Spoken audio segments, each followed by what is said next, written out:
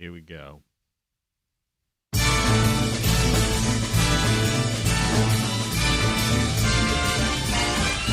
Good morning, Tony Caravan. You've been subjected to a highly sophisticated form of propaganda. It's just what you need, and not what you don't.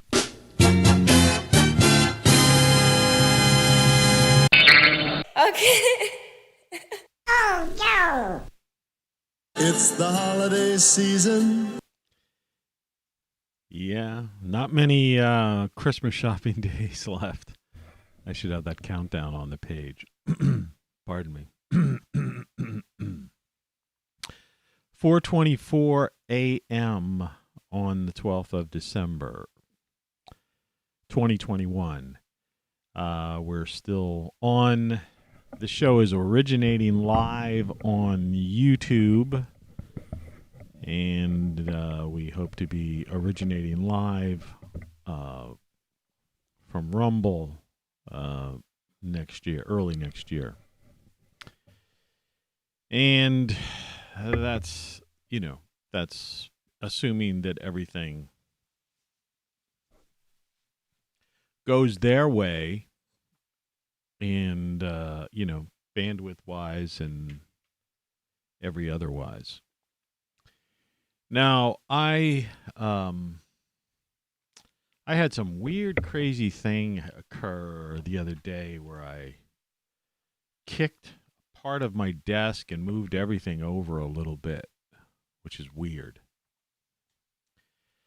But I was just going to try to figure out a way to fix that, but I just don't see any realistic way of doing that. So, today's going to be... It's an excursion into the odd and into the very, very different.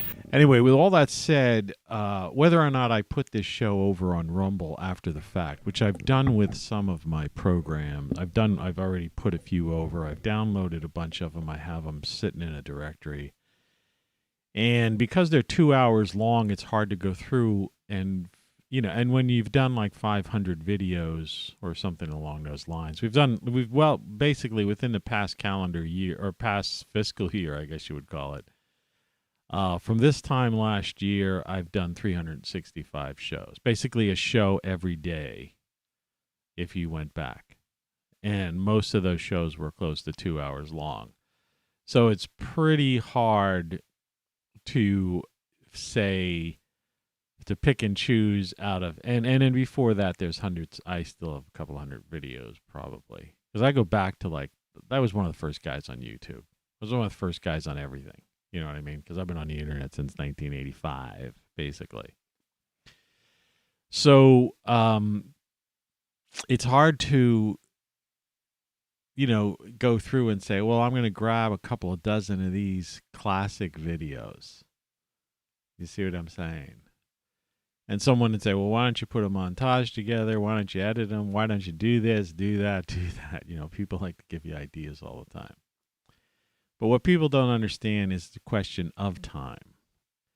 And while this is housekeeping and this has nothing to do with, the title card, which is Hypocrisy, or the title of the show, which is You Still Don't Know What You Don't Know, kind of playing on I still know what you did last summer type of thing. I'm just getting up because I'm going to show you this. You don't know what you don't know. And, because I'm not a hypocrite. I make these shirts, I wear these shirts, and all that.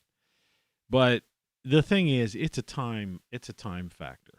And there's just simply not enough hours in the day to do all the things that you want to do. So you have to pick and choose and prioritize to do things. So just the idea that it takes 2 hours to do this show each morning, and not exactly an hour to prepare, but some time to prepare between the prep and basically then spreading the link around, so it has some visibility.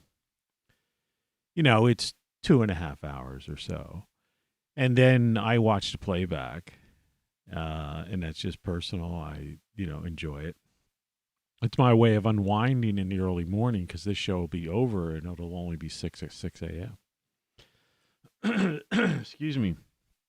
I apologize for that, but this is an off time occurrence when you're trying to talk this early in the morning. The coffee's nice and hot, but it's not particularly flavorful. You know, I was noticing that. So I don't know if I took all the vanilla roast or whatever, the hazelnut off the top and all. I'm left with this pure 100% Colombian coffee, which to me probably the only way it actually serves any purpose is if it's like hot and strong, you know, because I don't put any like cream or sugar or any of that stuff into my coffee. And I haven't. This is a new thing. I've only picked up drinking coffee in the past several months again. I used to smoke cigarettes and drink coffee every morning. Years ago, 20 years ago.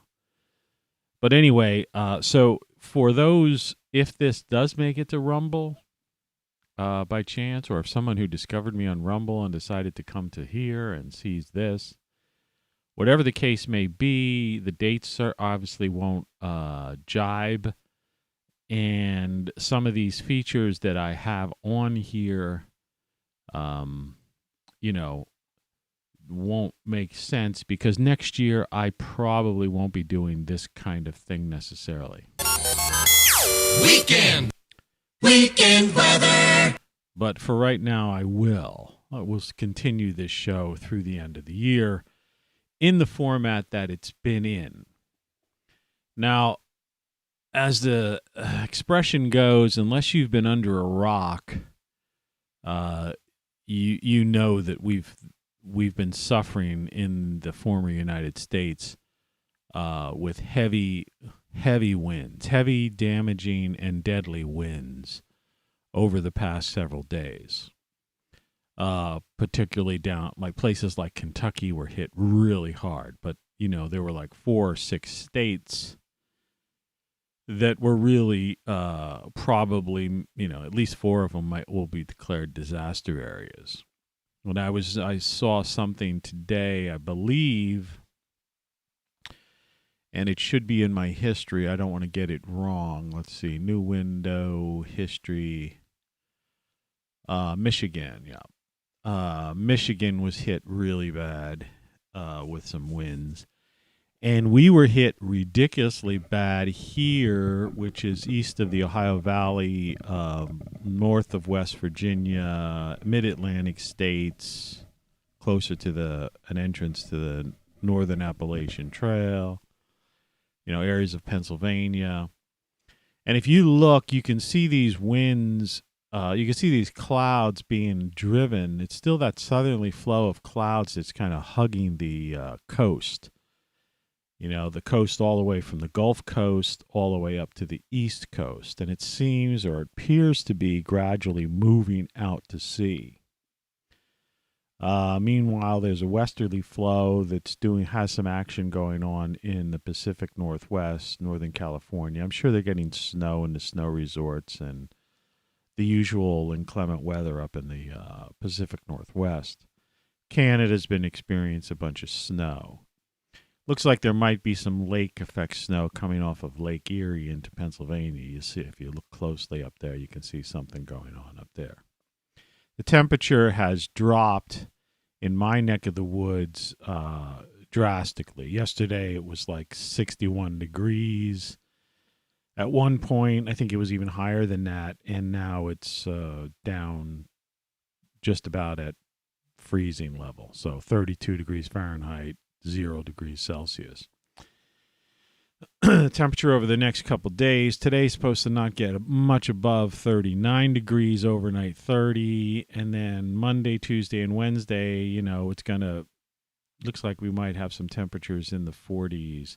There's still this southerly flow of air. And what's happening is it's clashing with this cold northern air, and it's that temperature differential that basically causes these winds. You know, it's just the way it is. So, you know, so, you have the movement of the Earth, which is moving at a ridiculously fast speed. It's a turbine, which is something we want to get into. It's something that, like Tesla, meaning the man Tesla, Nikola Tesla, saw the Earth as a dynamo, I believe, and that felt that, you could get power from that dynamo the same way people get power from a generator. But so the wind, so it's the movement of the air caused by an uneven heating of the Earth by the sun and the Earth's rotation. And then these temperature differentials or differences, differentials within atmospheric pressure generate the winds. And so so the sun warms the water and land more than it does the rest of the globe at the equator. And, this is how these things happen. This has nothing to do with, this is not a contribution of CO2 or something weird like that. This isn't a man-made thing, these winds. And I'm sure that with what's going on right now with our star, may well have some sort of effect with this, and the fact that our magnetic field is weak at the moment and has been weakening. Could also be playing into that whole thing. But we'll have to wait and see. There's a lot of stuff. Like I've written, anyway, that's our weekend weather. Weekend weather. Okay, so we'll get on with the show. And here I am, I'm back. But as I wrote today, we're on the verge of a paradigm shift in science, medicine, technology, and society. The funny thing is they're all the same, and the instruments of change have always been there all around us. All right? I also have a link to my Rumble page there. And Locals, which is Rumble bought Locals. So, but that doesn't change the fact of the now. Your papers, please. All of this other hypocrisy is still going on, and things aren't going to necessarily change overnight. And, after, being the YouTuber that I am,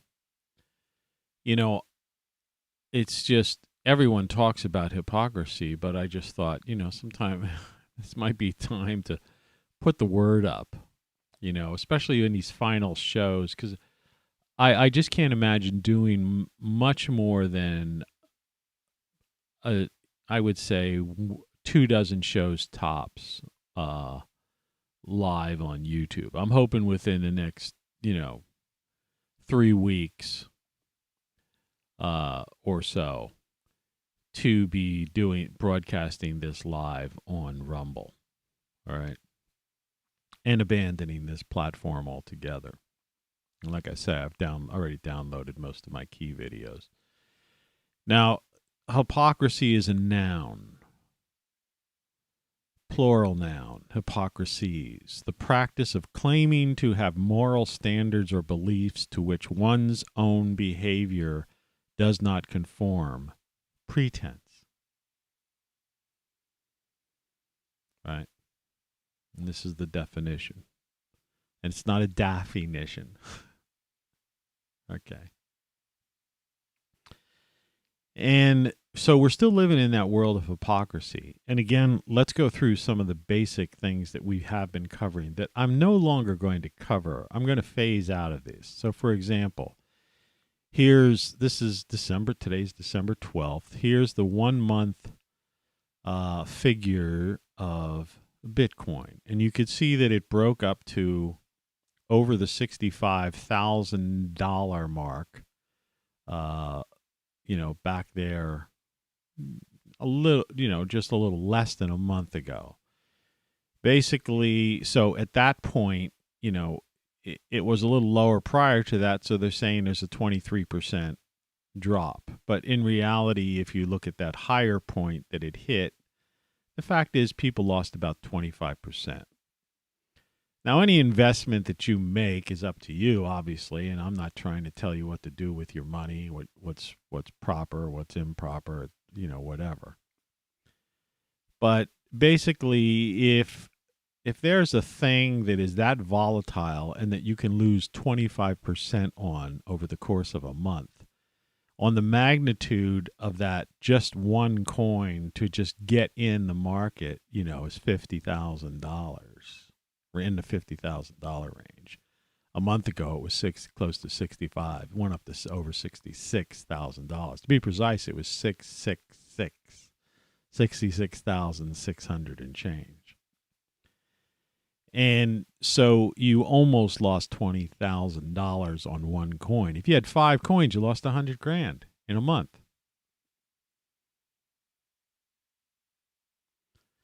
Now, and it's tied to, the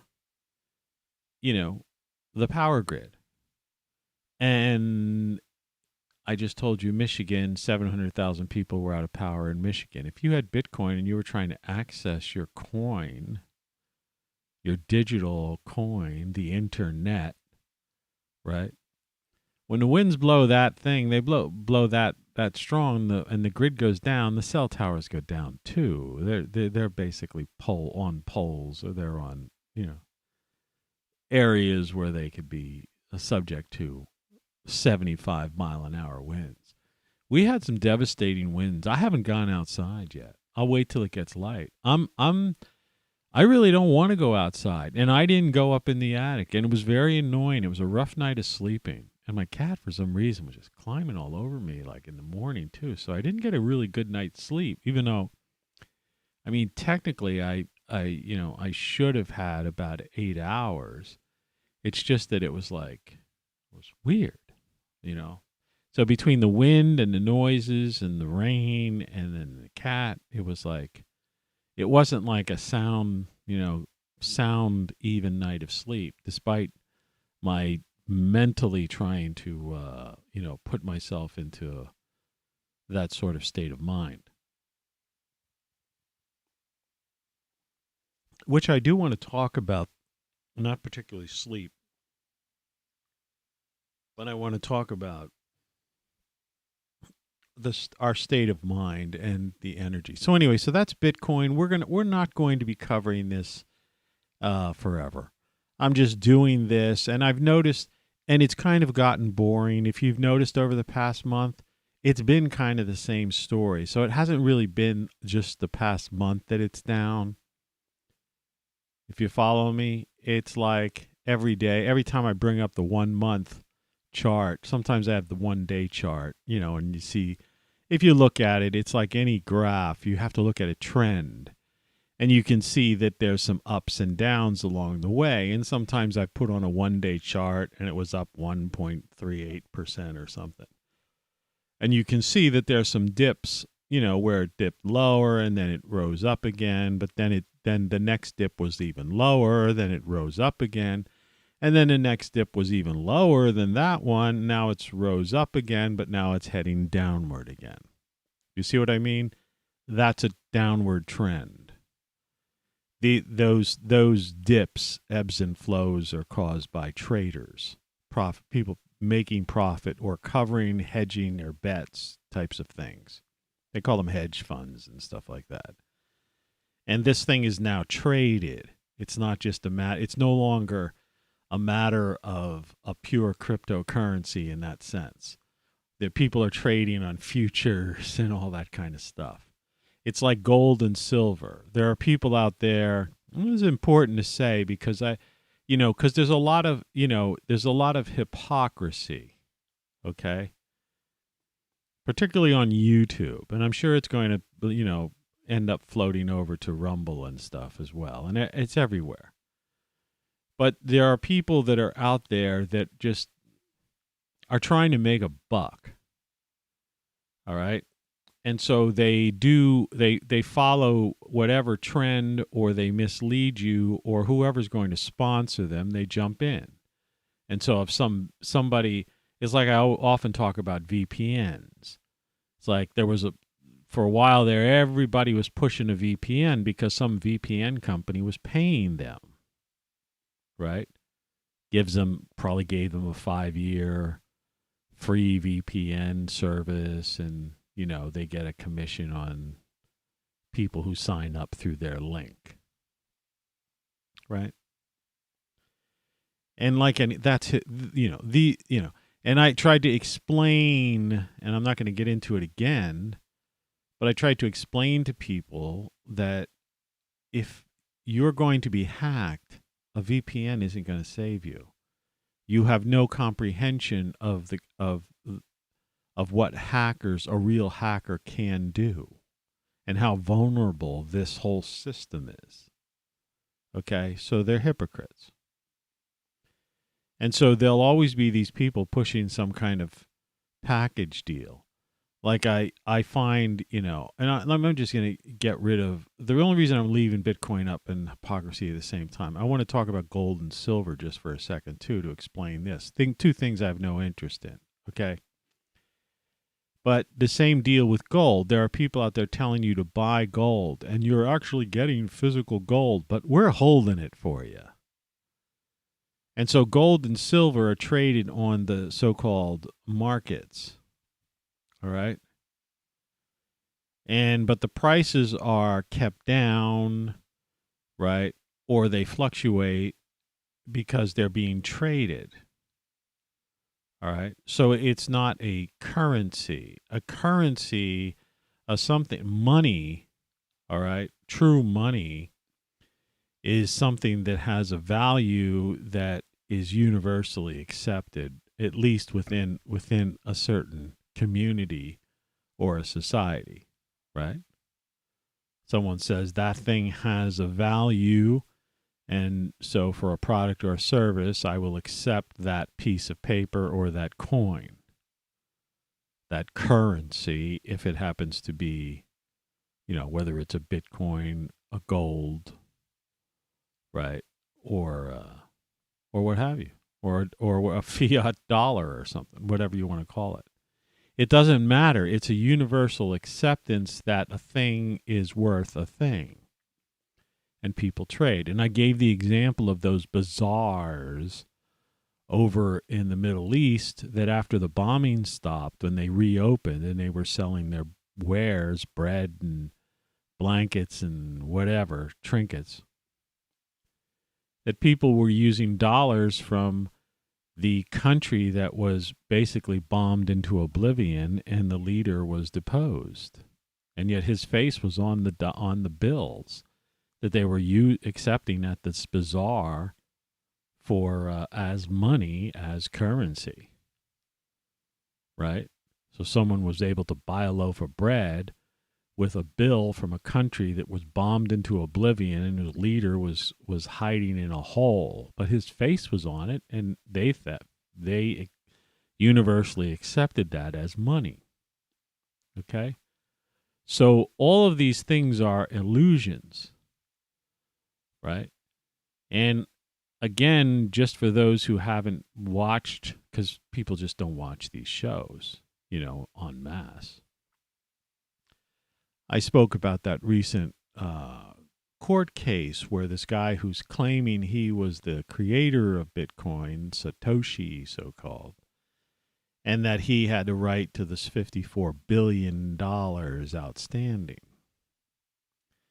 And the idea, if this is a decentralized, right, form of people having commerce with one another and trade, for goods and services, individual transactions, how does a court even get involved in a ruling, which is just a representative of a government, right? Do you understand the hypocrisy there? Do you see? So Bitcoin now is being traded. There are people trading futures. They're trading this thing. Do you see the hypocrisy there? All right.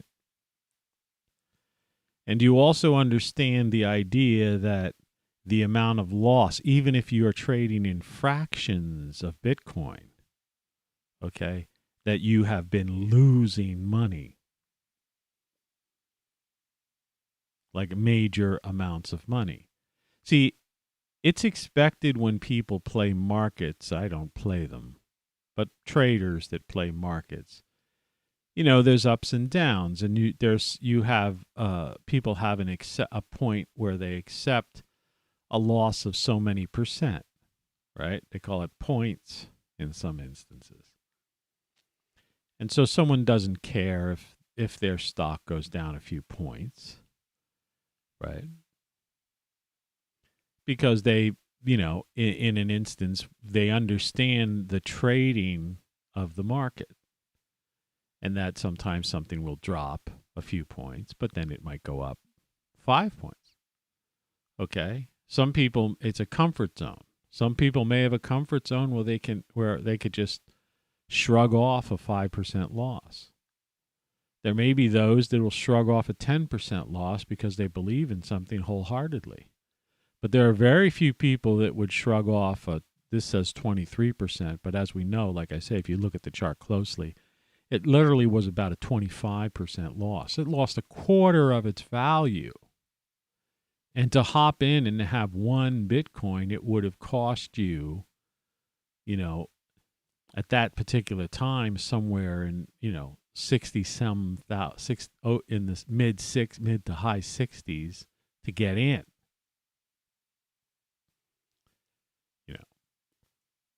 It's hypocrisy. It's ridiculousness. And in every it's no different than this. Your papers, please. Right? I mean, that is pure hypocrisy. And we've seen that across the board. The people who are trying to tell you to do all these things. Your papers, please. They're constantly found, photographed, because everybody's got a cell phone with a camera now. And they're constantly finding these people doing the exact same things. In other words, as it says, hypocrisy is the practice of claiming to have moral standards or beliefs to which one's own behavior does not conform. Pretense. So when you look at CNN, it's pretense. Okay? When you look at Gavin Newsom, it's pretense, right? Dining in that restaurant. When we saw Nancy Pelosi at a hairdresser and also the mayor of Chicago getting her hair done, that was pretense, right? Hypocrisy, right?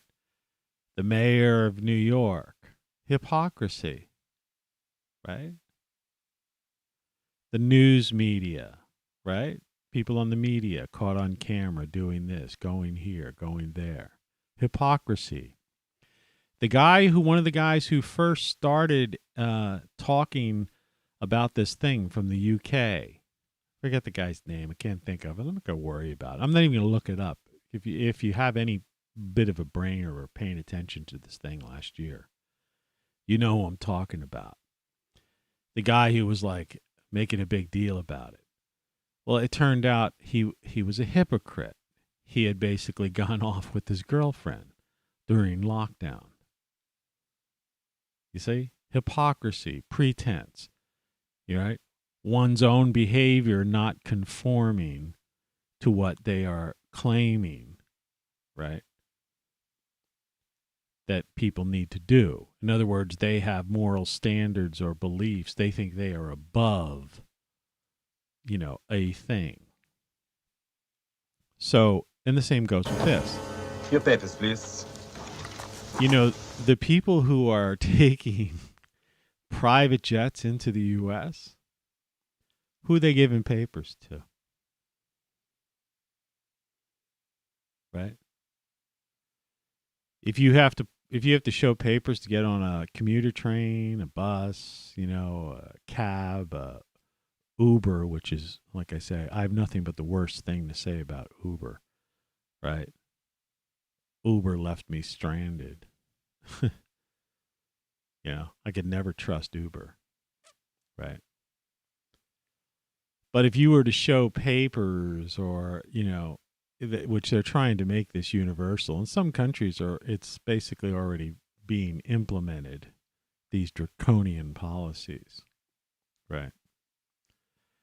But if you're a news reader anchor, you're getting picked up in the morning by your driver in your doorman building, right, or gated community, and being wished, or whooshed,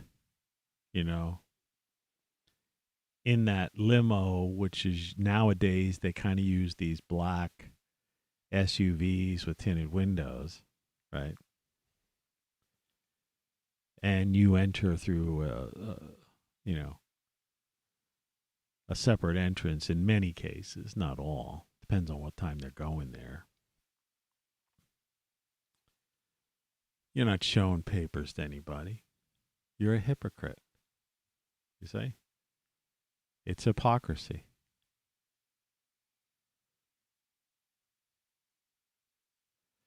So why they wonder, but yet you can't talk about it. I mean, specifically. So you dance around it. If you're on one of these platforms that pretend that they're above the First Amendment. Remember, the First Amendment states, Congress shall make no law abridging freedom of speech. So you can't have a Section 230 or anything of that kind. See, terms of service can't supersede the law of the land. And no one has questioned that but me. And it's not a question in a sense of like, well, there's, like I say, there are not two sides to every story, two sides to everything. Right? In many instances, some instances, there's three sides or four sides. Talking about a cube. It depends on how the edges of the cube are formed. If the edges of the cube are formed similar to a coin, like I was showing the other day, if the edges of the cube have a little bit of a thing on it, this coin has three sides. It has a front, a back, well, a front with the head on it, a back, but it also has another side, which is literally the side, which is a measurable side. See? But anyway, the idea there is that it's all hypocrisy. And that's the world we live in right now. It's hypocrisy. It's like when you look at the concept of, well, I'll get into the. Let's get rid of some of these other things that we've been talking about on this show, because I want to spend less and less time with some of these things as we move on. All right, in this world. We're going to go into music here, which is a music feature I might keep. This is, I don't know what that thing I just moved was. This is Virtual Cage. This is one of my songs. You can find this song right now and play it on YouTube, Apple Music, anywhere music is. It's on, I have the video. You can play it on Rumble for free too. And there's a link below to Rumble. You can play it on YouTube. Virtual Cage. It goes, let's see, like they used to say. It goes something like this.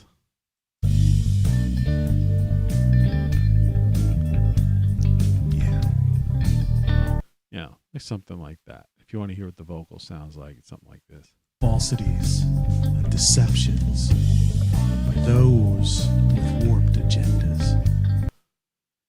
Anyway, Virtual Cage by me. I'm pushing some of my own music now. I'd recommend you take a listen to it.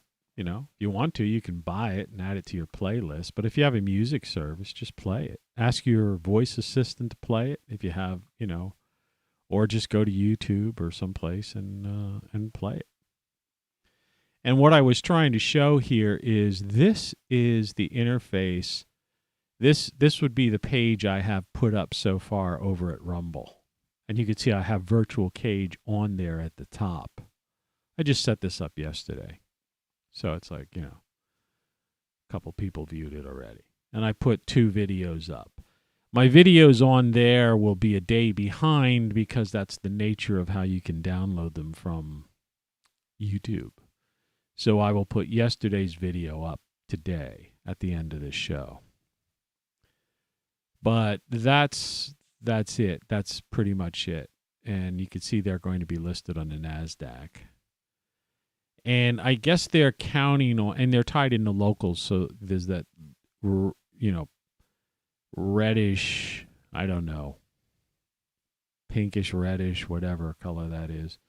Join, that's the locals button too, since they're tied in together. Locals is their form of Patreon, basically, But as you can see, this is my address on here is rumble/user ROCKFLUX. And I notice if you put in lowercase, it's not case sensitive in the sense of the thing. But these were a couple of recent videos, and so there you have it. You can listen to Virtual Cage there.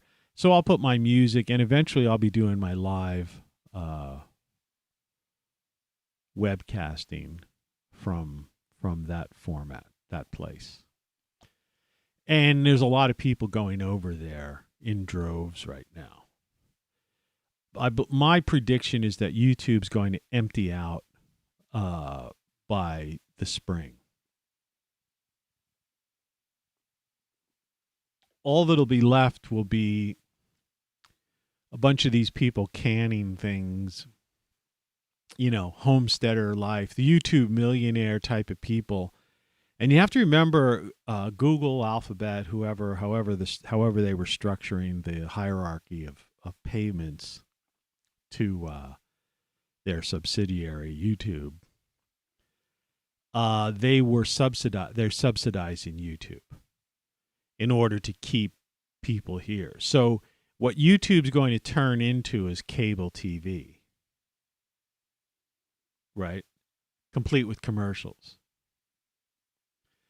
And it's already kind of been that, except it still has, some people like me, but there's still some other people, who have some substantial channels, or they're covering their base by being on BitChute, Rumble, YouTube, Facebook Live, right? All these places. And since some of these people who have over 1,000 subscribers qualify for monetization, I'm not monetized. See, I'm not. That's why I can talk about hypocrisy without, there's no hypocrisy here. But you're trying to sell shirts. You just showed us your shirt you're wearing. Where is it? See? Have you bought a shirt? Okay. End of story. Nobody's buying my shirts or books. Anyway. Okay? I have those things. I do service to others, not service to self. I don't make any money on this venture. I'm just trying to just steer you in a direction and open your eyes to certain truths and to point out hypocrisy wherever I can. Would it have been nice at some point, 500 videos ago to have had this thing been a source of revenue and income? Maybe I wouldn't have had a roof leak and I'd be living somewhere else, closer to community and friends and family, instead of living alone with a cat in the middle of nowhere, more or less. Yeah, that would have been great, but that didn't happen. Okay? And so acceptance is another word, and I've come to accept that. But that didn't, deter me from writing books that can help you, from doing videos that can point out things and give you a chance, a fighting chance to survive in this crazy world. Your papers, please. Or to create art, music, T-shirts and all sorts of other things that communicate the ideas that we try to bring. I tried, me, and not even my cat anymore. I don't think he's around. No, he's gone. He abandons me in the morning. He used to hang out with me. He used to sit right over there. I have like a futon, and he used to hang out. I don't know. Not even my cat keeps me company anymore. Poor, pitiful me. So what I was trying to say is, and you know, as I get into this thing, you still don't know what you don't know, and hypocrisy and everything. And by the way, you know, I was talking. La Palma was a part of our morning show. It seems that La Palma is basically on its way out, at least now. You never know; these things could come back to life, you know, in just overnight. But the general consensus right now is that it's starting to wane into the background. Kilauea is showing some activity, all right, and as are about, you know, this particular Smithsonian thing from, I don't know, last week. This is shows that there were about 48 volcanoes they were following. I've read places there's about 50 somewhat active volcanoes. But the point is, that's all tied into what I've been talking about all along. And that is this idea of the same reason why we're having these wind events and these serious wind storm events. You know, it's because of it. There's some planetary alignment things, and I know some people are like, "Oh, what are you like? Is this the dawning of the age of Aquarius?" Right? You know, we live in an electric universe. It's all electromagnetism. The Earth's magnetic field is weakening. The sun is not protecting us as strongly as it was. It's going through its cyclical, long-term cyclical changes. All of these factors affect other planets in the solar system when certain gravitational, electromagnetic, you know, when things align in certain ways, they cause these things. I mean, I'll be honest with you. It can be a little frightening, you know, not so much like, you know, frightening in the sense of, I guess I don't really have, well, this is from the other day. I watched another video by both of these people the other day. I still recommend you go check out Beth McDougall. But I thought I had the Scream thing up, but I guess I replaced that with something else somewhere along the line. But, you know, yesterday when the wind was blowing and my house was physically shaking, so the winds, whatever wind, you know, they were talking about 75-mile-an-hour winds in Michigan, gusts. We must have had something close to that, maybe at least 60. You know, these are tropical force winds. And we've been getting a lot of those. When I say a lot, I mean it's been a fairly frequent occurrence over the course of a year. You know, a number of times over the course of the year, which has really caused me to lose roof shingles on this 100-some-year-old house. And that's why I have leaks in my attic. And I've shown, you know, what I've done to try to remedy that situation. And it's not fun. And I have to go up there at some point. I did such a good job of patching and covering using like cat litter boxes duct taped together over a span of a 5-foot area in one case to capture any kind of leakage. But it's time I go up there and like start emptying them out. Fortunately, there's a window up there that I could just open this window and dump them out into my backyard, water into my back lawn yard.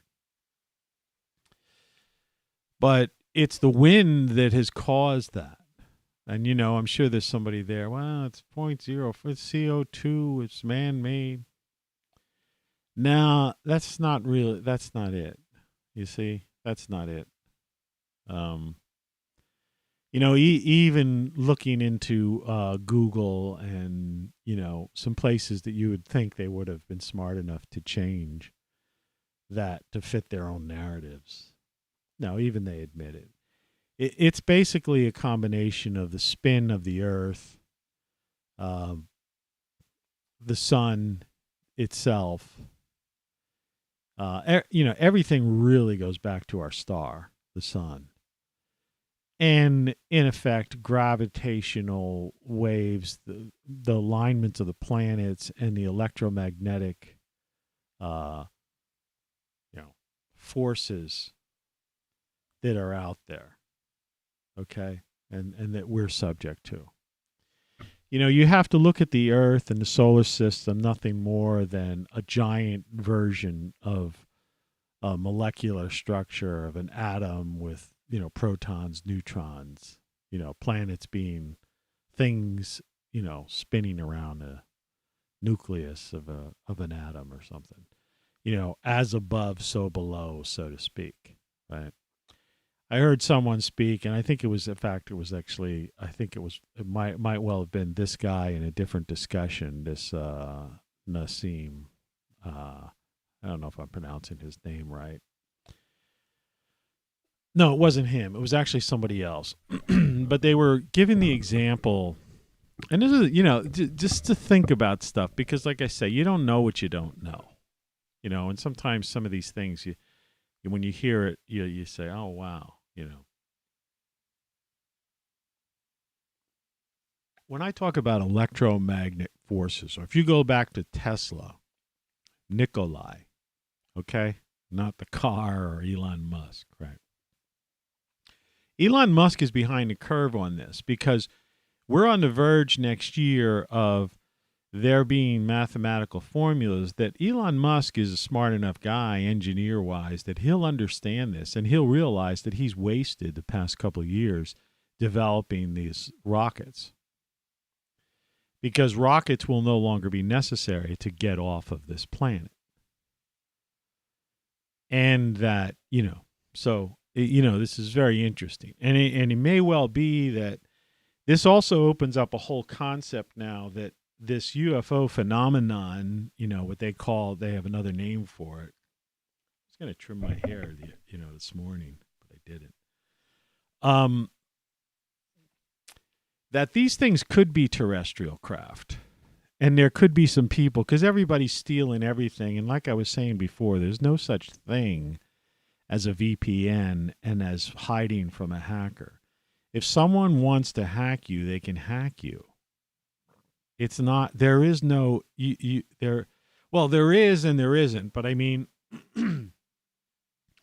it's beyond any commercial program you could pay a monthly fee for that can protect you from your data being compromised or your machine or you being tracked or hacked. And one could even say that just about every system is ultimate. Every electronic system is ultimately vulnerable, has a weakness somewhere. And once that weakness is found, it can be exploited by the right person.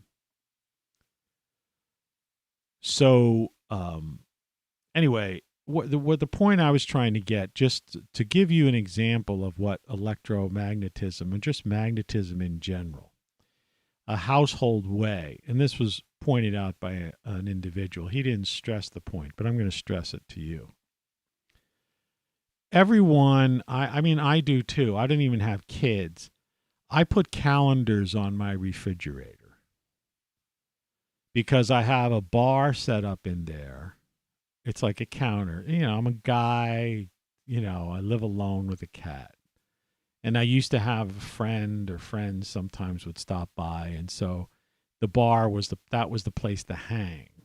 Because I really don't have a living room. This is my front room, which is more of my studio. So the kitchen is big. So I have instead of like a an island like people have in their kitchens when they have bigger kitchens. I literally built a traditional bar. It's like wooden bar top, stained, and it looks like it fits with, like it's a 100-year-old bar. And anyway, so I sit there, and I put my refrigerator behind the bar, which makes sense, especially if you had visitors over, so you could pull the beers or ice or whatever out of that and serve your guests. But on the bar, I have like people who have kids, and I guess even people who don't have kids.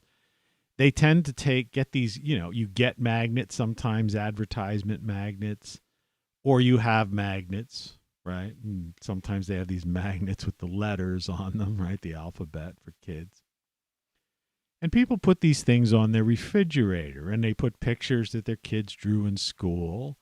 In my case, I put up calendars, because when I'm sitting at the bar as if I were a patron, because that's what it's used for now mainly. I just have lunch there usually. So I'll sit at my bar, and I have my voice assistant, and I'll listen to something on there. I'll have it play some music or give me some information. And I'll have my soup or whatever the heck it is I'm eating. And I could look behind the bar, and there's the refrigerator, and I can see the calendar. I have calendars in my house. I like to see things in perspective, because I have a life that freedom, like I said on what's on my screen, freedom is fun. And the reason I retired early is the idea is that I more so than most people, I appreciate freedom. And I don't have a problem, with myself. Some people just can't stand being with themselves. They have to go out to lunch. They have to get a car. Like I say, I got rid of my car. I don't have a driver's license anymore. I let it expire. Last time I had a car, it was sitting in the backyard getting like moss on it almost, right? I told that story once. I had somebody from the city come, and not at this location, it was a previous location where I was living. I literally had someone saying, you have to move that vehicle, tow that vehicle out of there, because you cannot have an abandoned vehicle within the city limits. And I said to the woman, told this story before, but I said to the woman, it's not an abandoned vehicle, it's my car. She's like, and then, but she wouldn't listen to me, because she saw like it was like, had like mold, like it was like, because it was under a tree and it was growth on it, and I guess there was even leaves on it or whatever. But I mean, it was like, it was getting that the way something would, right? Damp, mildewy, on the back trunk and stuff. So I get my keys and I go in it and I start it up and I move it forward. And she still like repeated the same thing. You can't have an abandoned vehicle within the city limits. I said, it's my frickin' car. This is my private property. I only use it once or twice a month. I use it to go to the grocery store, or if I need some kind of supply from some other place. I just don't use it that often. And because the sun doesn't shine here, there's these big trees back here. It tends to be like this damp place, and the car was white. It was a white Fiat. And, and she just like, it couldn't, her brain, it did not compute, right? Nonetheless, she left. Some neighbor reported it, like as if he's in charge of my yard, right? It used to annoy the neighbors because there was like an alley behind this. I had this big, it wasn't like yard, it was like a parking lot almost for this building. And I didn't want anybody parking there because it was my yard and I had plans for it. And I eventually did do some other things with it. And so some neighbor was like, it's none of your business what I do. It's a car. So what? It's got some things growing on it. But anyway, eventually it's, that was the end of that. But that just shows how little I used the car. So I don't have a car now. Now I'm annoyed because I had heard all this talk about Uber and Lyft and all that stuff, but in this area, like I said, I got an Uber ride to a doctor's office to get a tooth taken out. Still bothering me. And when I called from the waiting room after the fact with gauze stuffed up in the hole where they yanked a tooth, on my app it said there are no Uber drivers available in your area. And I had tipped the guy in advance just in case. It's like something I did out in Vegas one time. We were all going to a place, and I know what it's like, and I took a $100 bill. Of course, this is in the days when I was a big shot in L.A. And I got a $100 bill, and I tore it in half, and I gave half of it to a cab driver. I'd say, look, I want you back here in an hour, and I'll give you the other half of this $100 bill. Sure enough, he was waiting out by the door. That was the biggest tip he got all night. That was one of the times I won in Vegas. Yeah, I live the colorful life. I'm not into that thing now. Now I live at the poverty level. But anyway, back to this refrigerator. So I put calendars and, a couple of other things. But I mean, mainly I always have 2 months worth of calendars on my refrigerator. Excuse me.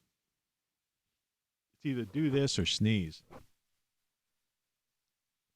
And on a live show, you don't have the option, What am I going to do? Right? Camera's rolling. These are unedited. What you see is what you get. That's another thing I can't stand about these. Like I was talking about, we'll get back into it. Who's going to be on YouTube next year, next spring? Who's going to be left? Nobody. Except like people who've become millionaires who are being subsidized but will no longer be millionaires because those subsidies will decrease to basically the cost of advertising. Somehow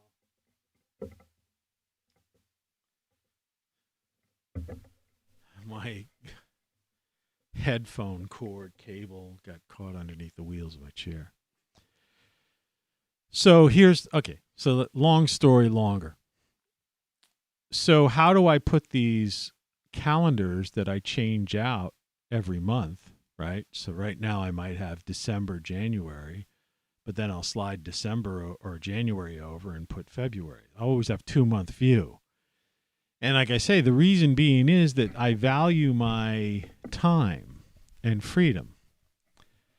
And so if I have a doctor's appointment coming up, or if there's a holiday, or if there's somebody might be coming to visit rarely, or when I get, some sort of thing, when I'm going to get my money or something like that, I like to look, I like to be aware of it, right? Visualize it as I sit there and eat my sandwich, and I could think and contemplate about it.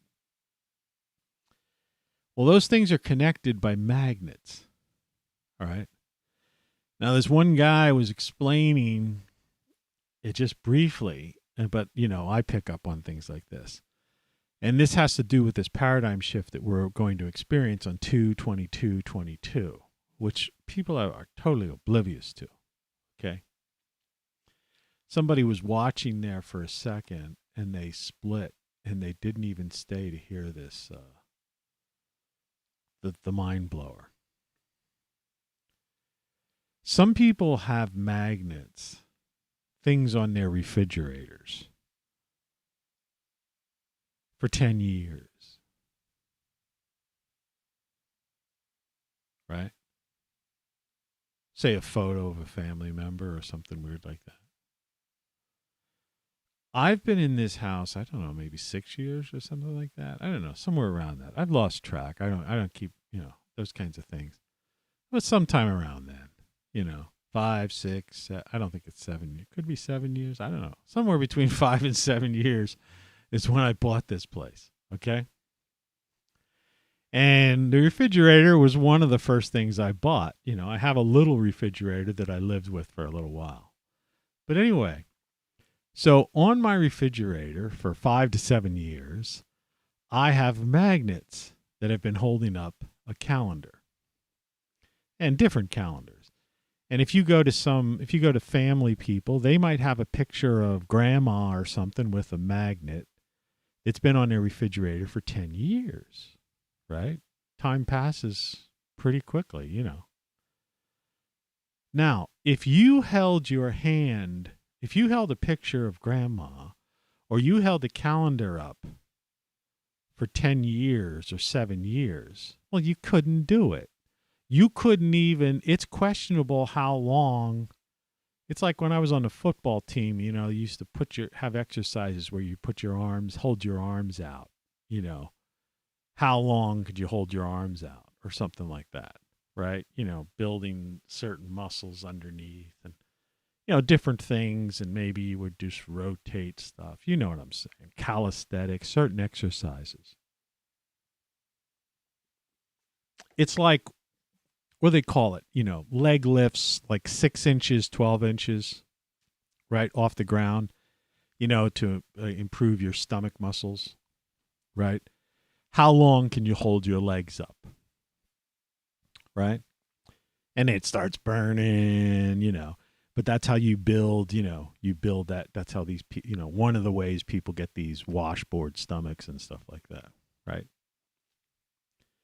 But the point of the matter is the best of the best could only do it for X amount of time.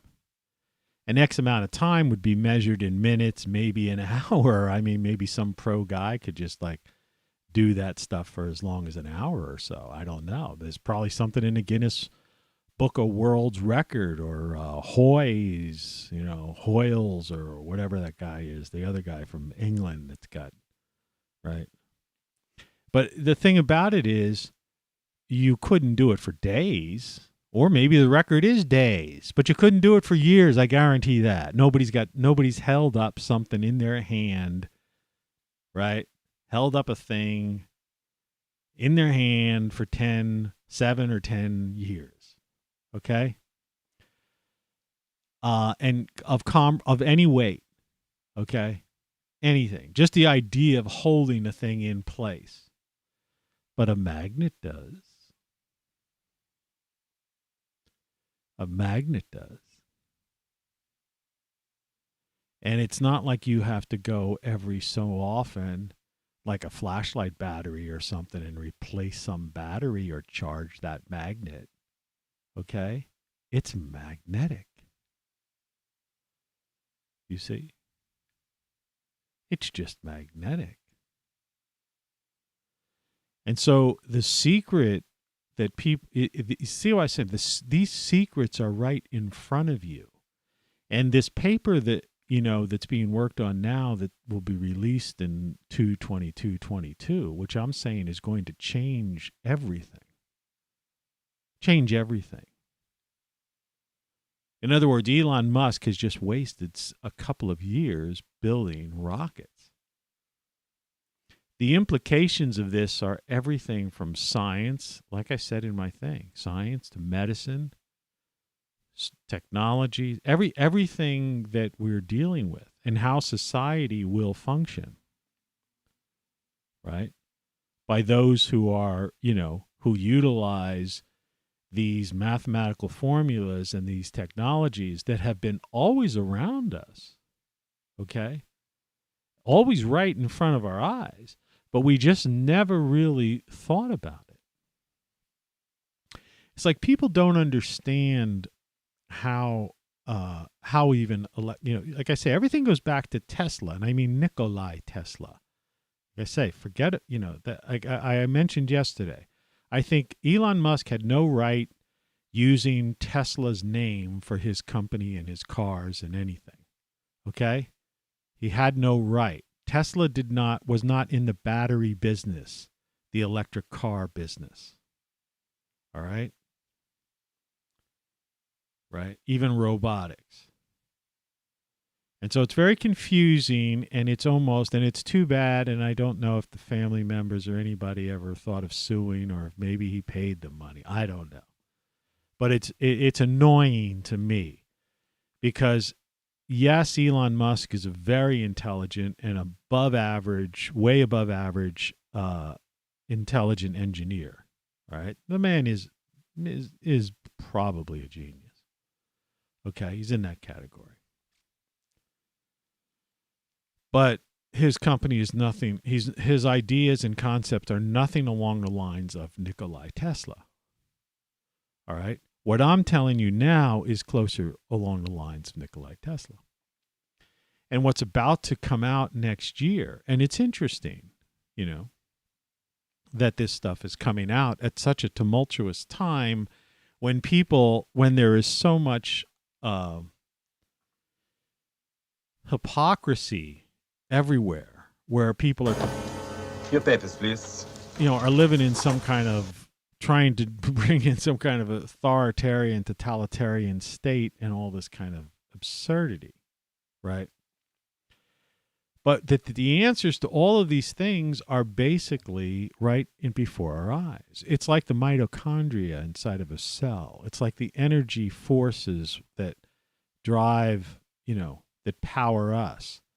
They're beyond the fuel. The food is not the fuel of the human body, right? And I started talking off about these winds, because the earth, the dynamo, and the planets, and basically our star, the sun, right? And everything from the cycles to the diminishing Earth's magnetic field, and how all of these factors are all leading to either Earth cataclysms or causation for things like these crazy windstorms that we've had over the past several days in at least 6 or 7 states. Like I say, last night, I was actually, like I said, I was kind of frightened a little bit because, not in a way like scared out of my wits or anything, but excuse me, thinking, these things could really cause some serious damage. And I hadn't taken that into consideration. That my house, that it would, that the big bad wolf could huff and puff and blow my house down. But back to that magnet. So this magnet is able to do, this tiny magnet, and it holds that piece of paper on the refrigerator for a decade, maybe 2 decades. I've seen people, I think, sometimes I've watched these shows. I don't often do it, but on YouTube, sometimes people will discover an abandoned house and they'll go in. And they might, briefly scan an old kitchen. And on the old kitchen, there might be a photo that's, or some kind of thing that has a magnet on it. And then they'll say, well, look, it looks like the last time they were here, this is something, they were here in 1972 or something. So something that might have been there for almost 50 years, right? A magnet. Well, you can't do that with a human arm. You couldn't do that with a robot, right? That has a battery, a machine that is charged, whether it's battery operated or plugged into the grid, right? So how could a magnet, right, hold that picture up for 50 years, right? And these were the questions and the answers that Nikola Tesla gave years and years and years ago, right? 120 years ago. Right. So people were on the verge of understanding these things. Many of these things have been hidden from us because it's the nature of, it's like in the pharmaceutical industry. The so-called medical ink, right? that we all know there are certain things that work, but they are not widely acknowledged or shared with the general populace because they're not profitable. Like the most common one,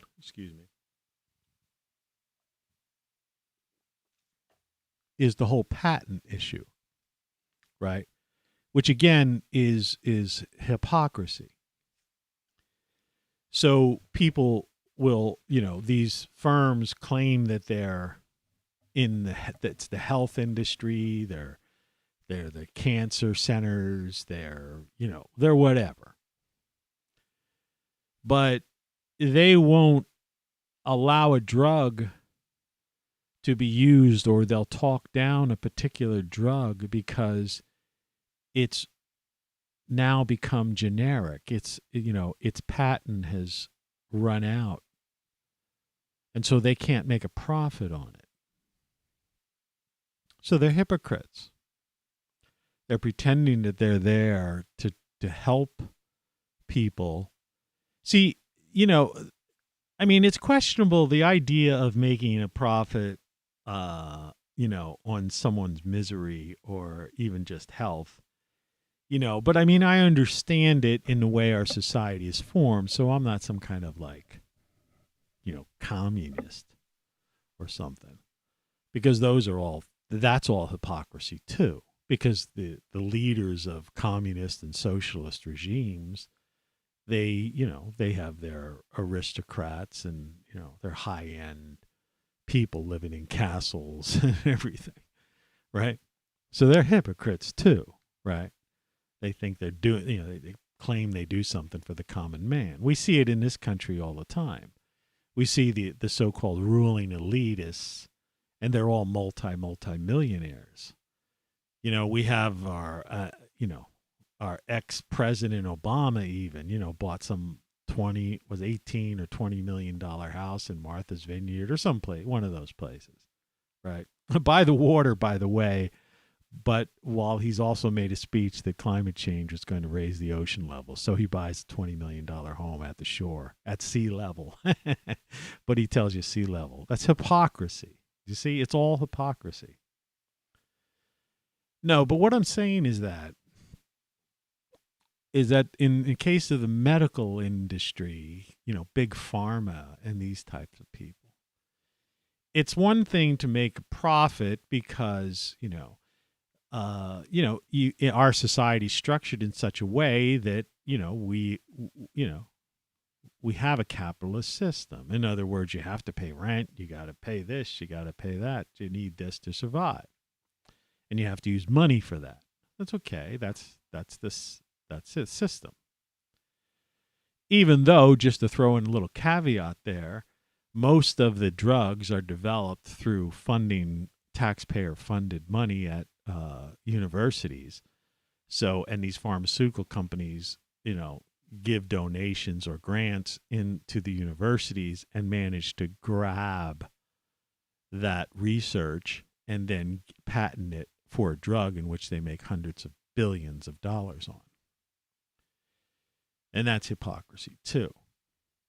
It's all hypocrisy, when you think about it. Everything's hypocrisy right now. So, but, these questions, no one's asking.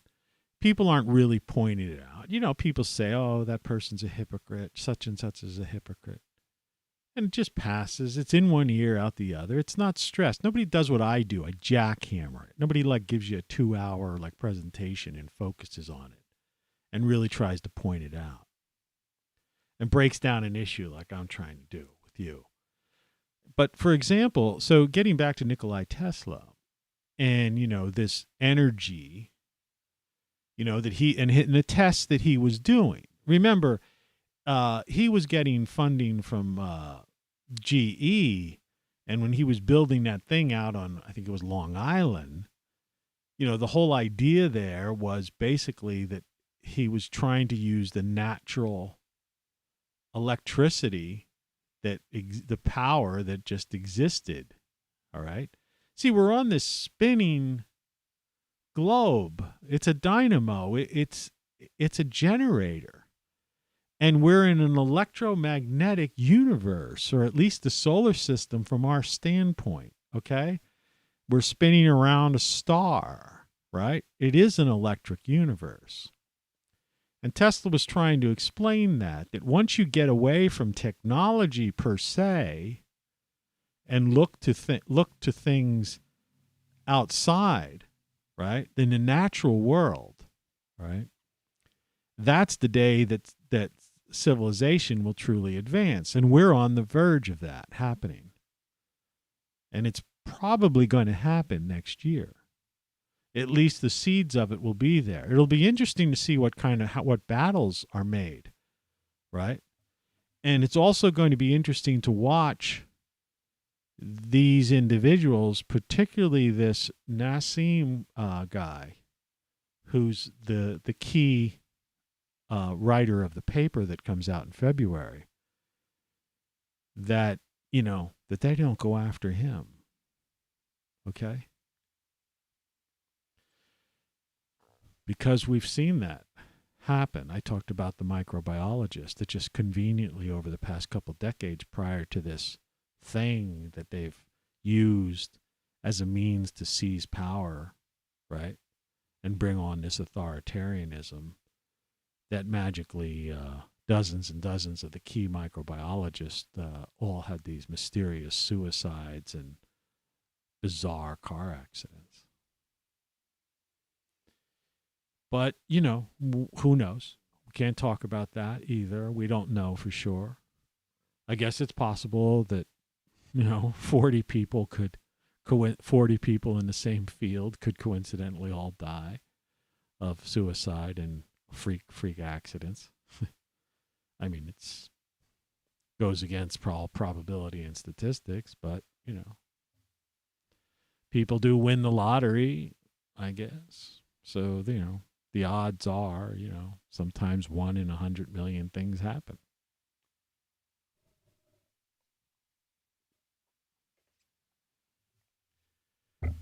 But back to that magnet thing. So it's there in front of everybody's face on their refrigerator. This thing that is powered by what some would call the ether,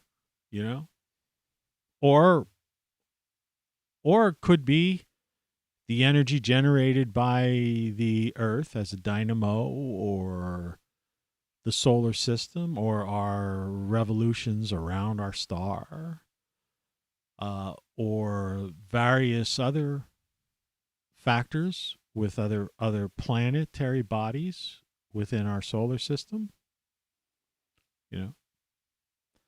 We need the mathematics for that, and that's what this gentleman is doing right now. Is that paper will explain all of this in a very, apparently from what I've heard from various researching this, in a very elegant and simple manner. And there are several people working on various things of this nature. And so this technology that will come out of this will either be licensed to people, or there are a half a dozen companies or so who are prepared to begin implementing it in 2022. So there's so many exciting things that are happening outside of what we know. And when I say everything you know is wrong, I mean that. And when I'm wearing a shirt that says you don't know, like I have up here, you don't know what you don't know, and the title saying you still don't know what you don't know, is the idea is that, well, you will know soon. And these hypocrites, it's going to be a paradigm shift. So the applications for medicine, the idea of affecting within a cell, the spinning, things that allow that cause cellular decay, things that cause disease, those things will be affected by this. Technology, the whole concept of batteries, communications and stuff. Rockets, like I say, will become obsolete. There'll be no need for rockets. I mentioned it was yesterday or the day before. A rocket, 2 to 4% is all you get, payload-wise, out of that entire rocket. And the cost of those things are astronomical.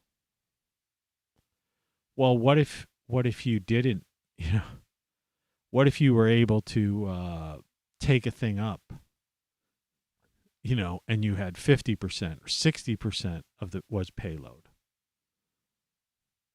right? Or more. This is transformational. This is a paradigm shift. This is beyond your wildest imagination. Okay?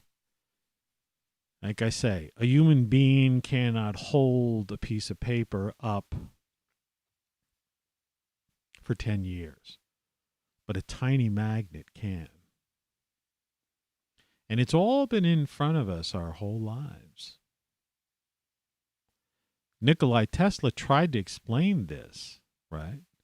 And of course the government snagged all his papers at the end, right? Just like the Vatican's hiding all of the ancient scrolls from Alexandria and throughout history, right? Just like whatever happened to what was ever in the Serapeum, those big granite boxes. And now we know just recently that there were indeed these caverns underneath the Sphinx, and these guys who snuck down there and took pictures and stuff and eventually got caught, but were streaming that they were emptied. Someone emptied out those, that what some had called the Hall of Records. And the other thing is that to understand that everything is information. And just to get into this idea, this whole idea of dark matter and dark energy, it's like I was saying the other day, is a way for physicists, like these MIT people, I was using foul language in the sense of calling them, idiots and stuff, but worse.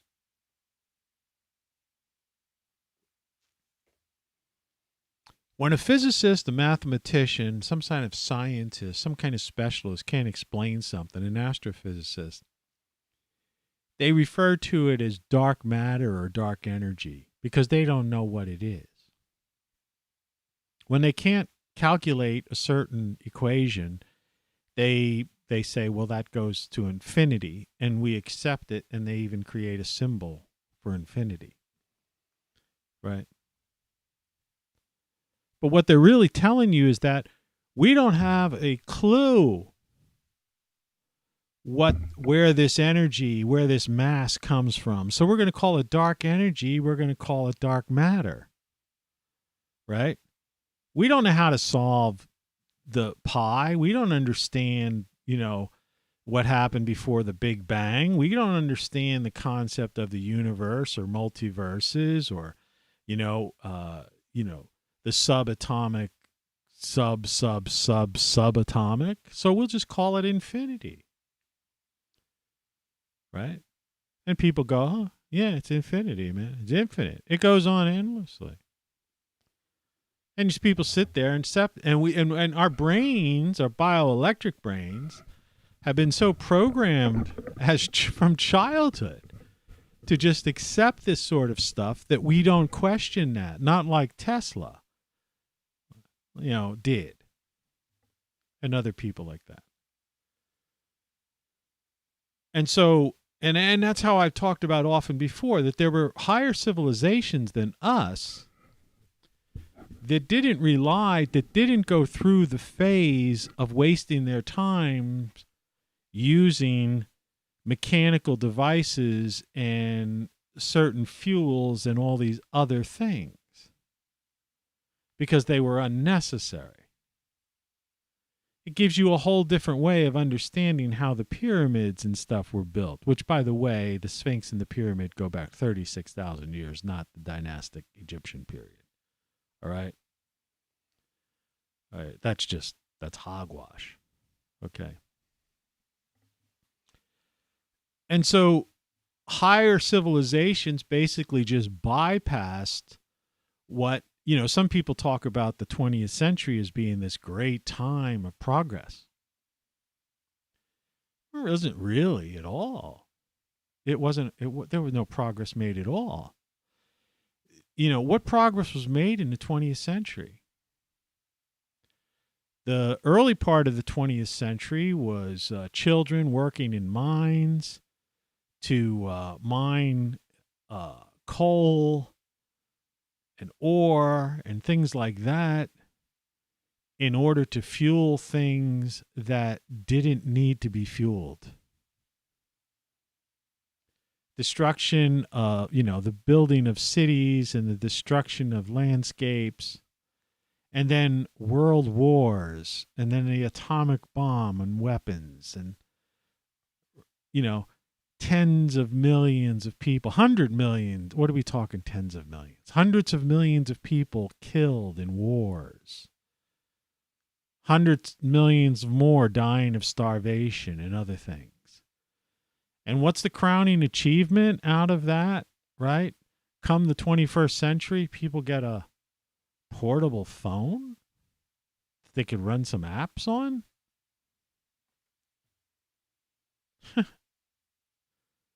Television?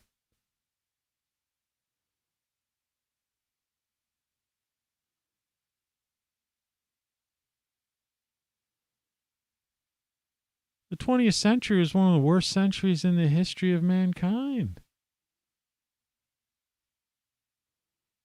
If you put it on a scale of death, destruction, right?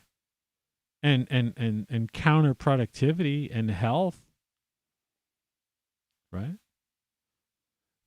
600,000 people a year, every year, die of heart-related diseases. Over 600,000. It's the leading cause of death in the United States. Over 600,000 people die of cancer. These are the residues of the 20th century. That's the second leading cause of death in the U.S. It's according to the CDC. You could go to CDC, look at the statistics. They haven't updated the statistics. Those numbers are even higher. Right? People are dying of things you have no idea. Right? Complications of diabetes, respiratory problems, these things called nephrosis, things you can't even pronounce are like killing tens of thousands of people, 70,000 people a year. Influenza's been killing people every year, right? Upwards of 60-some thousand, or more. And all of those things interrelated equal this thing that they're talking about now. Taken in the aggregate, there's a couple million people have died every year. And like I often say, in the past decade alone, over 2 million people have died in this country by things that they shouldn't have died from, that were basically caused by the foods we eat or the environment in which we live in, by our technology, so-called technology. Maybe 40 to 50 million since the turn of since the 21st century began. Imagine that, 50 million people. And in the 20th century, hundreds of millions of people died. For what? Right? For what? Why? For profit. You see? For profit. Because of things like big tech, big pharma, the military-industrial complex, right? Big ag, the central banking system, right? Those, what we call the powers that be, now, who are now the World Economic Forum, the Davos set, but that the country has become a corporatocracy, which it became a corporatocracy decades and decades ago. There hasn't been a United States of America very long time. And Western civilization has been collapsing. Collapsed along with the Soviet Union.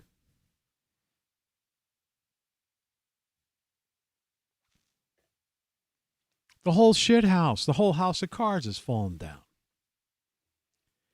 And we happen to be at a position at a time in history where maybe, just maybe, we might be able to salvage this thing. But then again, we're caught up in this cyclical solar cycle of every 12,000 years where civilizations seem to have rise and fall because of this massive destruction. And people say, well, if there were other civilizations, where's the remnants of them? Well, I told you before. Those civilizations didn't go the machine technology route. They didn't have to. They bypassed it. You'll know next year what I'm talking about. But the magnet on your refrigerator could give you an idea. Okay? That there's power in nature, there's power in things, there's power in the air, the atmosphere, the trees, everything around us, all right, the rocks, the minerals, that, bypass the need for charging batteries, power grids, and things of that nature.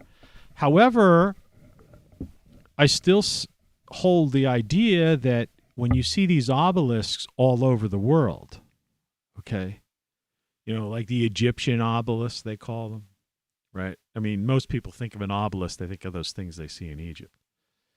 But, we have the Washington Monument as an obelisk. Is it a coincidence that they put that there? Are some people clued in on that?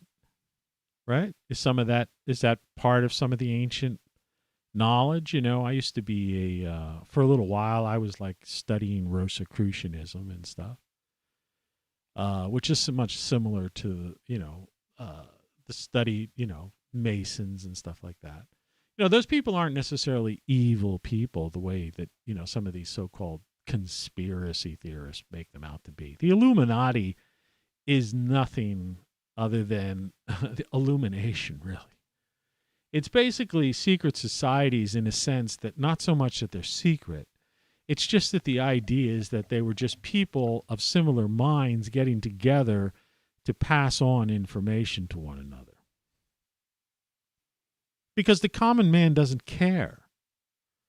It's like this conversation. There's people, if I were sitting in some bar and there was a football game on and I started talking like this, the guy next to me would either move away, if he was a redneck, belt me in the mouth, say, shut the fuck up. Who gives a shit?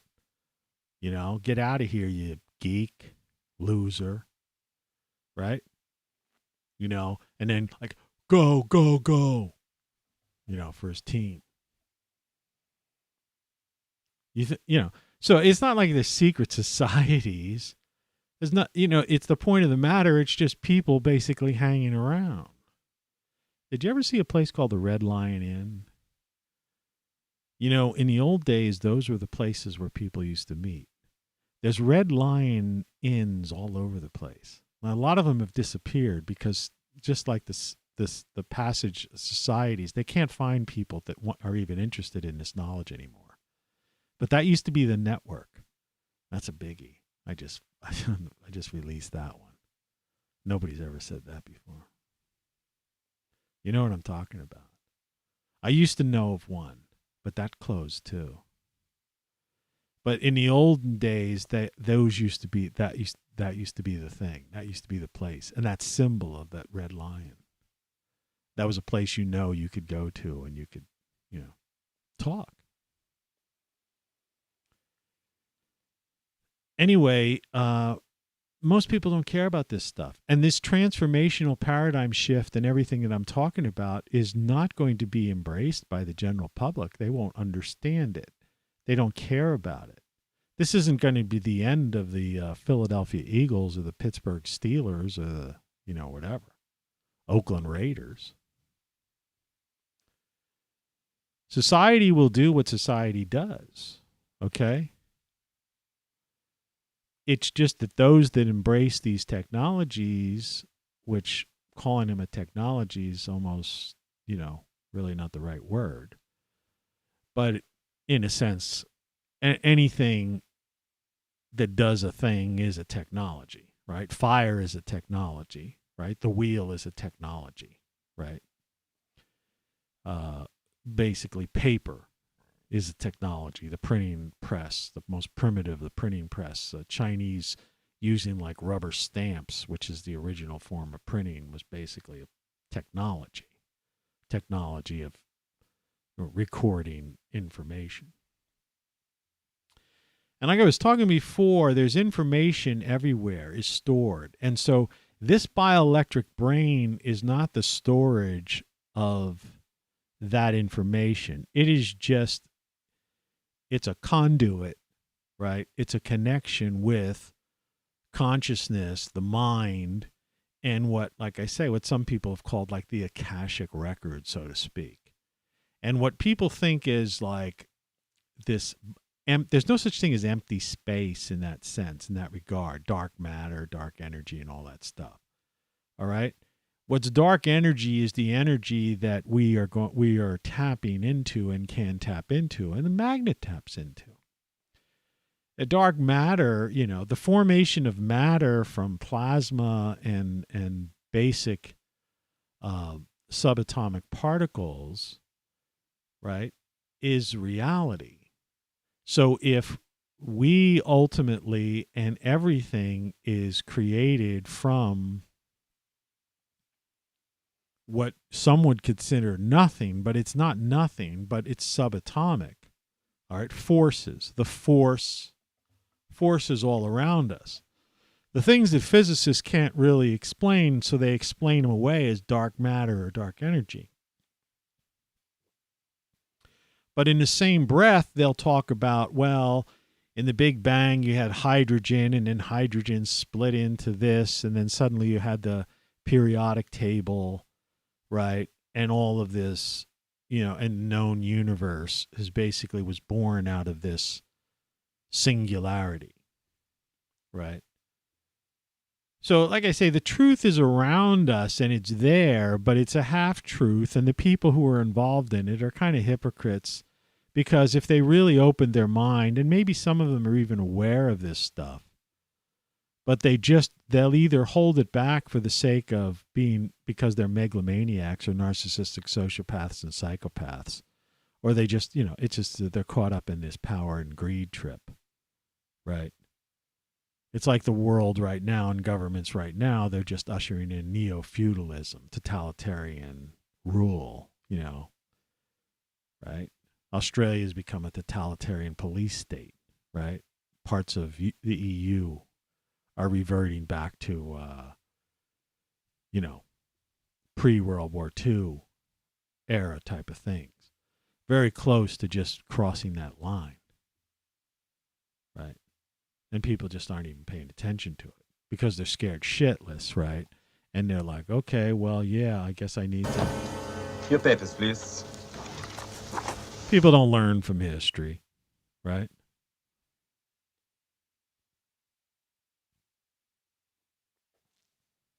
So, like I always say, freedom is fun. You don't know what you don't know. Everything you know is wrong, really is. It is game over, and it's game over mostly for Silicon Valley. It's game over for Big Pharma.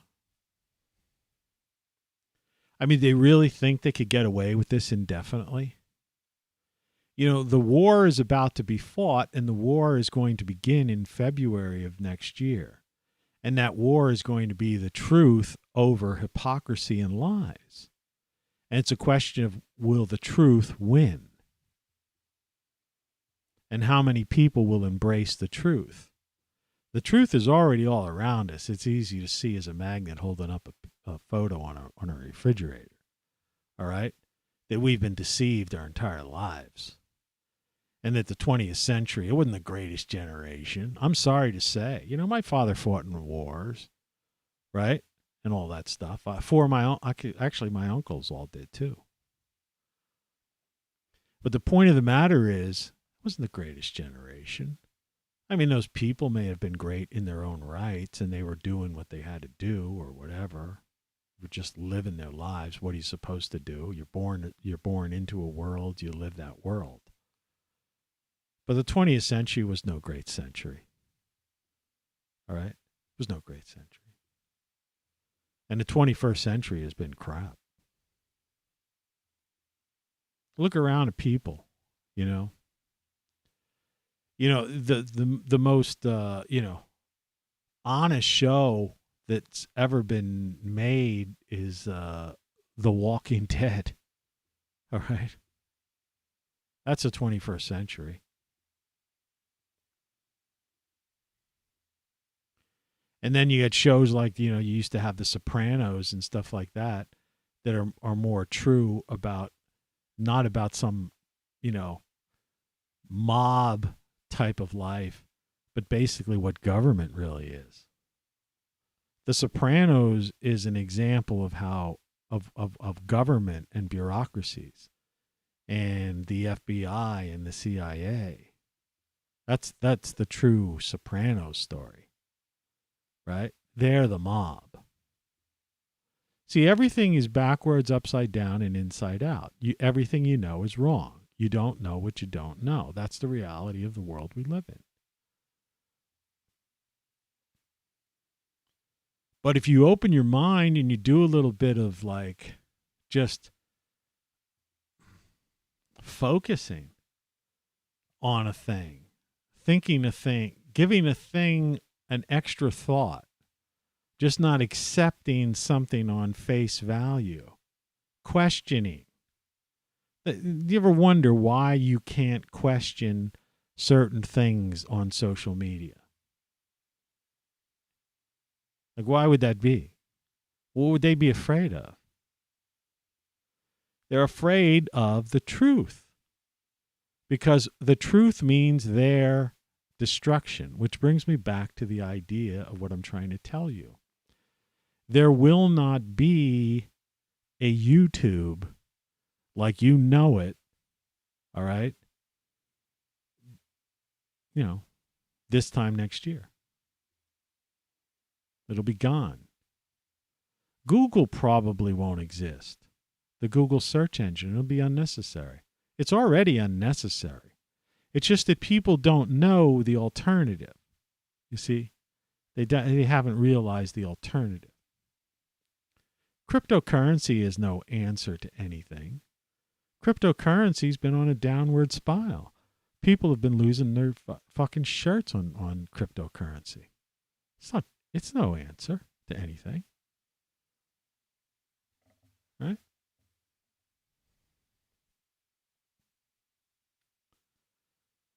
So you have to see the light. You got to see things as they really are. And as you do, then you can be free. And freedom is fun. And that's what I'm trying to explain to you. Not every person is going to be aware of this paradigm shift. Not every person is going to be embracing this. Some people are just going to be looking with disbelief at certain things.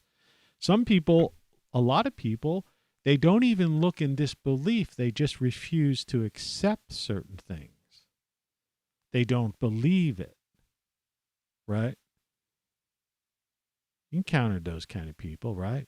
No matter what you say, do, present to an individual, they will like, well, yeah, but there's got to be, and you go, got to be what?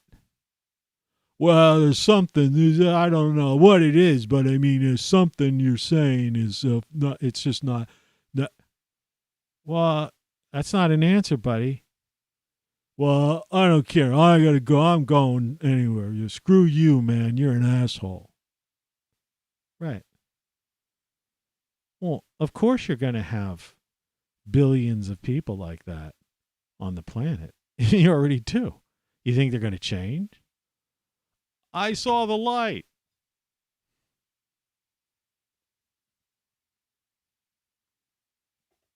I told you before.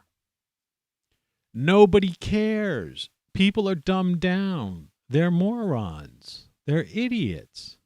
right? I showed you the definition, or I read the definition of an idiot, a stupid person. Some people are offended by that. Well, what am I supposed to say? They're intellectually challenged, right? Okay. You got a lot of intellectually challenged people in this country and around the world. Okay? And they don't understand, and they're not going to understand, and they're not going to listen to reason. They're irrational. They're followers. They don't care. They don't want to know anything. And that's what I was trying to say. These things weren't secret societies. This what information is not something that was held back from the masses. The masses had no interest in it, and the masses sometimes get very angry and kill people who have knowledge. And like I say, technology, because technology does not necessarily mean a physical device, right? Technology is just a means of doing a thing, right? Lighting a campfire is a technology. The ability to make fire is a technology. To some people in the early days of that would have been considered evil, witchcraft, or they might have saw that fire person and elevated them to a chieftain or a witch doctor or a medicine man or a shaman even, right? A guy who goes out and doesn't die from taking certain herbs and happens to discover a couple of herbs that do a certain thing or have a medicinal effect is a medicine man and a shaman. But to other people, that individual is a witch. Burn that witch. They'll burn you, witch. They'll burn you. Burn that witch. Hang that. Right? That's how people are. That's how most people are. It's just a technology. Right? Vitamin D3 is a technology. But vitamin D3 isn't necessarily a pill. Vitamin D3 you can get from the sun. I always talked about the fountain of youth. This is a totally weird thing, but this is a good thing getting towards the close of it. You know, the fountain of youth is truly a myth. Now, you do know that.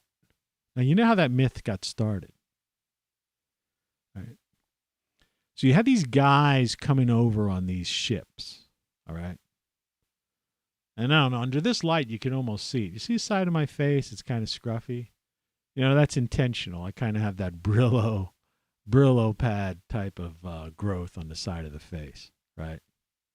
You know, I don't need to have the baby face thing, right? But I use my little, I forget, I don't know what brand it is. I have a Braun electric razor, but I have this other thing that kind of, you can set it so you could just you run the blade over it and just keep it at that low level, right? You can't really see it in its full majesty. Okay. But the fact of the matter is, if you're somebody who has a job, you're going to have this kind of growth on your face every morning. Some people more, some people less. Now, if you're on a boat, all right, coming over from Europe to, you know, a Caribbean island, Florida, right, Central America, you've got beards, right? You stink. Your clothes, yeah, I'm doing laundry. You look like a bunch of old men. Old, scruffy old men. Now, here you are. Let's look at that picture. Let's zoom out from that picture right now. Now there's some people, some indigenous people, and they're in the green, hiding out. behind these bushes and just into the forest areas, right? And they see the ship approaching, right? What is this? And so they're looking through. They're hidden. They know how to hide because that's part of their life, because they're hunter-gatherers and all that kind of stuff. They know where to be. They could be invisible, basically. So they're hiding and they're watching, and they see this ship dock, come up onto the sand or just off the coast, anchor, and these guys coming along, and these boats rowing themselves in the sand, and they're these old scruffy men with beards and tattered clothes and stuff like that. And these guys go over to this waterfall or this pool of blue, clear, clean water, unpolluted. There is no factories. There is no nothing, right? In the Caribbean, you've seen the water down there. Imagine what the water was like, hundreds and centuries ago. And so these guys are looking, these other people, the indigenous people, are looking through from the forest and the bushes and stuff and watching these. Who are these people? They look like us, but they're scruffy. They're almost like animals. They're weird. They're old. They're weird, bearded, strange people, right? And so these guys, and so some of those people, they leave one or two guys to watch them, and a couple of the people go back and get more people. Hey, there's these people or something coming. They're landing here. And so a couple of runners come back, and then they bring back more people, and now hidden back in the woods behind the bushes are more of these indigenous people watching. And meanwhile, all this is going on. These guys who've now practically everybody's gotten off the ship, and there's fresh fruit there, and there's oranges and maybe lemons and who knows whatever natural stuff was growing there, or some kind of berries or whatever it is. And they're drinking this water, and they're diving in, and they're taking their clothes off, right? Washing them. They're naked, but they're in the best shape possible because underneath those rags, these men have been like fighting the elements to get across the Atlantic Ocean. So they're like, they've got, six-pack abs, perfect tan bodies and stuff like that under that. And they shave off this growth, these beards, this old man look, and they take off these rags, and now you have these golden boys in perfect physical shape, right? Shining, right? Shaven, clean, standing there. The golden gods, right? Who came from the ocean in these sailing ships.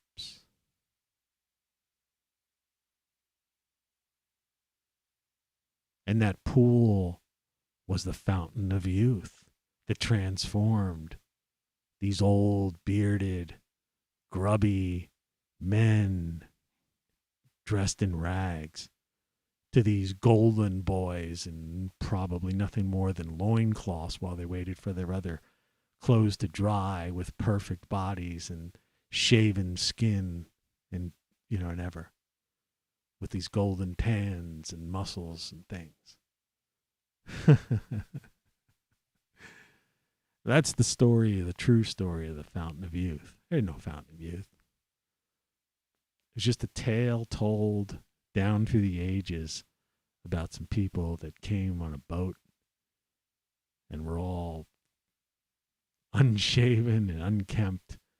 And when they took their clothes off and shaved their faces and beards off, and stood there in the sun, they just looked like golden gods. But see, perception is reality, right? But anyway, that's enough for today. I just thought I'd tell you that little story.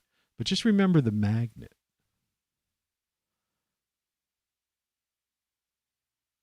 and remember hypocrisy. Right? That's all I've got to say today. Good morning.